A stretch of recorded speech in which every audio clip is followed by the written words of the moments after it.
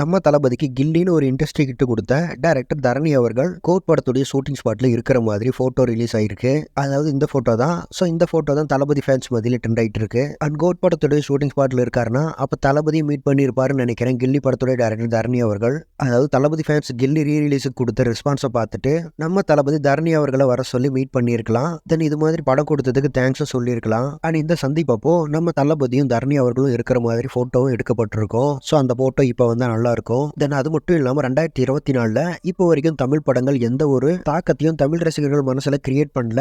But கில்லி 20 வருஷத்துக்கு அப்புறம் release ஆகி பாக்ஸ் ஆஃபீஸ்ல வேற லெவல்ல சம்பவம் பண்ணிட்டு இருக்கு. ஈவன் ஒர்க்கிங் டேஸ்ல கூட நிறைய தேட்டர்ஸ் ஃபுல்லா இருக்கு அப்படிங்கிற மாதிரி சொல்றாங்க. ஸோ கொரோனாவுக்கு அப்புறம் மாஸ்டர் எப்படி ஒரு தாக்கத்தை கிரியேட் பண்ணுச்சோ இப்போ கில்லி அது மாதிரி கிரியேட் பண்ணியிருக்கு 2024.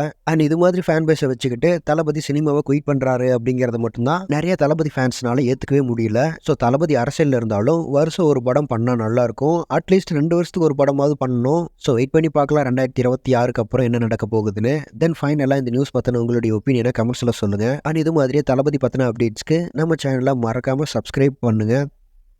Thank you friends.